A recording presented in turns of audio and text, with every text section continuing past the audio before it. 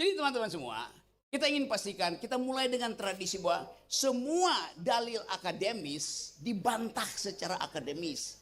Perbantahan akademis itu, perbantahan akademis isinya dalil-dalil, bukan pasal KUHP. Jadi teman-teman, saya dari awal saya anggap ini persidangan yang ngaco. Apalagi kalau kita terangkan, memang yang dituntut apa? Ijazah Jokowi bukan. Siapa yang nuntut Jokowi buktikan ijazahnya? Jokowi bisa bilang, ya ijazahnya palsu, nggak ada soal. Jadi simple logics yang tidak dibiasakan didebatkan di talk show oleh Termul. Termul nggak mampu berdebat di talk show. Akibatnya apa? Pak Jokowi tersiksa secara psikologi karena dilihat agen-agen dia itu dungu. Saya kasihan Pak Jokowi. Kirim si ini, kirim si itu, dihajar oleh Rismon, dihajar oleh Tifa, dihajar oleh Roy. Itu doang argumennya, muter. No Rismon, no omon-omon. Maksudnya no Rismon, no kemon itu. Karena dia bilang tadi saya akan berpikir ulang. Saya tidak akan berpikir ulang. Yang harus berpikir ulang adalah mereka yang membaca pikiran saya dengan cara yang keliru itu. Oke, ini buku setiap kali berapa hari lalu otak politik Jokowi ini, Dr. Tifa teman saya, dia minta saya tuliskan pengantar. Lalu saya tulis dengan cara saksama dalam tempo sesingkat-singkatnya. Oke. Tadi diterangkan oleh tentang fungsi otak. Seolah-olah otak itu sekedar benda biologi yang bisa diurai, dianalisis, periksa lapisan-lapisan lemak yang membuat saraf kita itu hidup, yang membuat elektromagnetik itu bisa melompat lewat untuk memproduksi energi. Tetapi selalu ada hubungan antara otak dan pikiran. Misterinya di situ sampai sekarang. Apakah otak membentuk pikiran atau pikiran kita memaksa otak untuk mengklasifikasi ilmu pengetahuan? Itu dulu sudah dipikirkan tahun 1800 oleh Immanuel Kant. Dan akhirnya bahkan neuroscience mengakui bahwa deteksi dari Immanuel Kant memungkinkan studi neuroscience dihubungkan dengan soal-soal emosi, soal-soal kecerdasan, soal-soal kemampuan untuk memberi kritik. Jadi buku ini sebetulnya ini temanya tema biasa nih, tema dari 1800 sudah diriset tuh. Hubungan antara otak dan emosi, hubungan antara otak dan protes politik. Kalau kita bilang ada orang oposisi, itu artinya otaknya memang ada fungsi dalam otaknya yang dihasilkan oleh kemampuan untuk reasoning. Itu dasarnya tuh. Kalau Anda baca riset tentang otak, ada dokter Spanyol namanya Damasio. Antonio Damasio. Dia bahkan mencoba membaca Immanuel Kant untuk mengetahui kenapa filsuf Immanuel Kant itu begitu cerdas. Padahal Immanuel Kant sendiri mengatakan, otak saya itu, kata Immanuel Kant, bisa membaca otak saya. Coba Anda bayangkan, jadi problem itu dari awal sudah diriset tuh. Kendati pada waktu itu belum ada teknologi untuk menginterpretasikan jumlah energi yang dipublish oleh otak kita tuh. Anda bayangkan misalnya, kita sekarang lagi fasting, lagi puasa itu. Apakah otak kita berhenti bekerja kalau kita lagi puasa? Secara biologis harusnya berhenti bekerja. Kenapa? Kalau kita puasa, tidak ada glukosa yang masuk ke tubuh kita, dok, benar? Nggak ada glukosa, otak tidak bisa hidup tanpa energi glukosa. Udah 30 tahun saya puasa.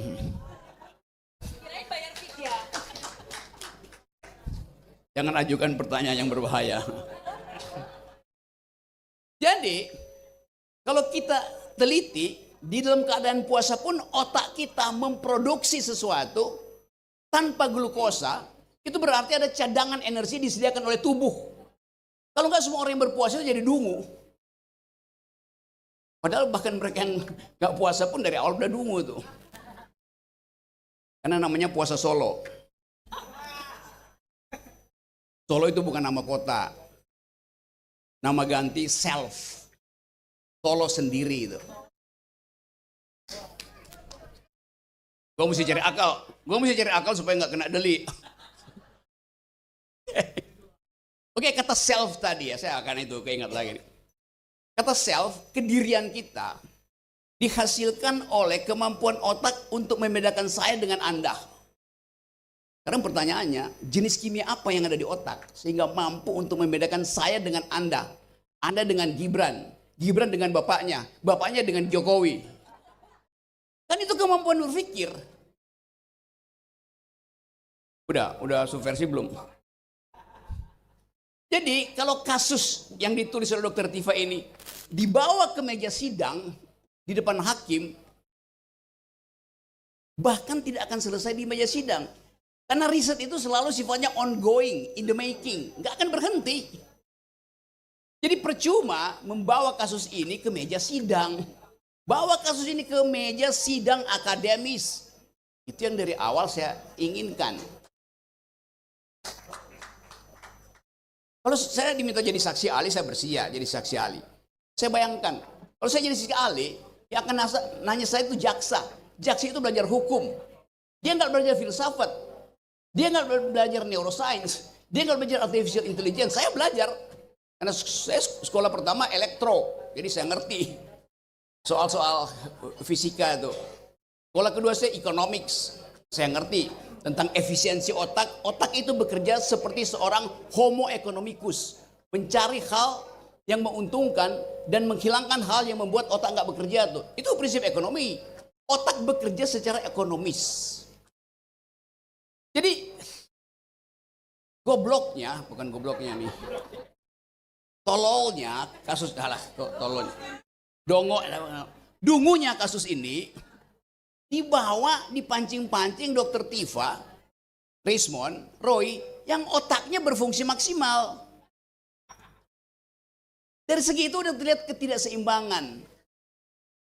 Otak termul itu adanya di dengkul. Jadi kalau ada kesalahan berpikir, termul akan dibedah oleh dokter ahli tulang. Ortopedi. Jadi teman-teman semua, kita ingin pastikan, kita mulai dengan tradisi bahwa semua dalil akademis dibantah secara akademis. Perbantahan akademis itu, perbantahan akademis isinya dalil-dalil. Bukan pasal KUHP. Jadi teman-teman, saya dari awal saya anggap ini persidangan yang ngaco.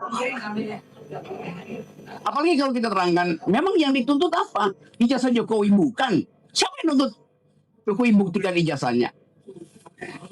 Jokowi bisa bilang, ya ijazah palsu, nggak ada soal. Tapi saya kan bisa jadi presiden tanpa ijazah UGM. Dia lulusan SMA.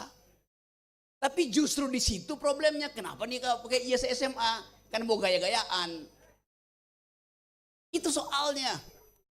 Jadi Jokowi dituntut bukan karena ijazahnya palsu. Tapi karena dia berbohong punya ijazah asli. Anda tahu skandalnya Bill Clinton. Dia di-impeach atas peristiwa Monica Lewinsky. Karena ternyata terbukti dalam persidangan ada kohabitasi antara Bill Clinton dengan staf khususnya, seorang perempuan tuh. Terjadi hubungan seksual. Maka Clinton dihukum karena terjadi hubungan seksual. Benar nggak? Salah. Dia dihukum karena berbohong. Dia bilang nggak ada, ternyata ada tuh. Jadi soal moral tuh nggak ada urusan dengan kita. Tetapi berbohong itu adalah masalah hukum. Anggap ya. Anda mau selingkuh, Anda mau bikin amoral, urusan pribadi Anda. Tapi kalau Anda sebagai pejabat publik ditanya dan Anda berbohong, Anda dihukum karena berbohong sebagai pejabat publik, bukan karena ijazahmu palsu. Dapat ya poinnya ya? Oke. Jadi sekarang kita biasakan untuk detailnya, di mana masalahnya. Karena dia pejabat publik berbohong pada publik. Kalau dia orang biasa berbohong, ya cuma dihukum di akhirat. Tapi karena ini beliau ada pejabat publik, maka adalah kehendak publik untuk menghukum dia demi kemasukakalan seorang pejabat. Jadi sekali lagi clear bahwa nggak ada delik di situ, delik menghina pejabat, delik nggak ada. Yang satu-satunya ada di situ adalah delik kecerdasan dari Tifa, Rismond, dan Roy. Nah, sekarang masalahnya kalau orang cerdas, memang itu pidana. Justru yang harus dipidana yang dungu itu. Dipidana oleh siapa? Dipidana oleh Allah Subhanahu wa taala di akhirat. Kenapa? Manusia diperintahkan untuk berpikir. Apalagi pejabat publik harus hidup dalam kejujuran, amar ma'ruf nahi mungkar. Tugasnya siapa tuh? Rakyat harus amar ma'ruf nahi mungkar? Enggak. Yang mampu untuk melakukan kemungkaran adalah pejabat, maka dia yang akan kita tagih amar ma'ruf nahi mungkarnya. Jadi simple logics yang tidak dibiasakan didebatkan di talk show oleh Termul. Termul nggak mampu berdebat di talk show. Akibatnya apa?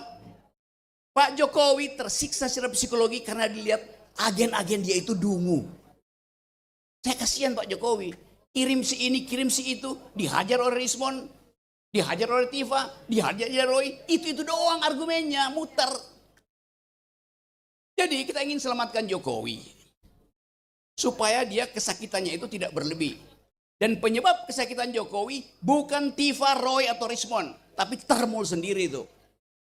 Kalau Termulnya pinter, kasus ini sudah selesai dari 2 tahun lalu tuh. Tapi Termul juga berpikir, kita jangan jadi pinter. Biarin jadi dungu. Supaya amplop Jokowi jalan terus. Kan jahat kan? Jadi Termul itu jahat in optima forma. Buku ini jujur in optima forma. Terima kasih. Luar biasa tadi ya Ustadz Rocky Gerung. Amar ma'ruf nahi mungkar kata.